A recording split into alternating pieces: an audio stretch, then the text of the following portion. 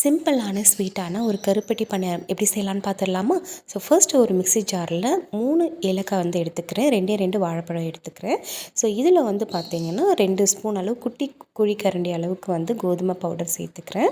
So இது வந்து பார்த்திங்கன்னா கருப்பட்டி நான் ஆல்ரெடி வந்து நல்லா ஹீட் பண்ணி நல்லா கொதிக்க வச்சு சும்மா ஒரு பேஸ்ட் மாதிரி எடுத்து வச்சுருக்கேன். ஸோ இது டேஸ்ட்டுக்கு ஏற்ற மாதிரி நம்ம ஆட் பண்ணிக்கலாம். ஸோ இது வந்து ஒரு மிக்ஸி ஜாரில் போட்டுட்டு கொஞ்சமாக உங்களுக்கு சால்ட் தேவை அப்படின்னா நமக்கு ஆட் பண்ணிக்கலாம், அப்படி இல்லைனாலும் ஓகே தான். ஸோ ஃபைனலாக அரைச்சி எடுத்துகிட்டு வந்தாச்சு. இதில் வந்து நம்மளுக்கு எந்த அளவுக்கு வந்து கன்சிஸ்டன்சி தேவைப்படுதோ அதுக்கேற்ற மாதிரி நம்ம தண்ணி ஊற்றி நம்ம யூஸ் பண்ணிக்கலாம். ஸோ ஒரு இதில் வந்து பார்த்திங்கன்னா பணியாரம் இதில் வந்து கொஞ்சமாக எண்ணெயோ இல்லை நெய் ஊற்றுனீங்கன்னா இன்னும் டேஸ்ட்டாக இருக்கும் இந்தமாரி ஸ்வீட்ஸ் எல்லாம் சாப்பிடும்போது. ஸோ கொஞ்சமாக உங்களுக்கு நெய் ஊற்றியும் சேர்க்கலாம். நெய் இன்னும் கொஞ்சம் நிறைய ஊற்றுனீங்கன்னா உங்களுக்கு நல்லாவே உங்களுக்கு வந்து அது உப்பி வரும். நான் கொஞ்சமாக ஆட் பண்ணிக்கிறேன், நிறைய நெய் சேர்த்துக்காமல். ரொம்பவே டேஸ்ட்டாக இருந்துச்சு.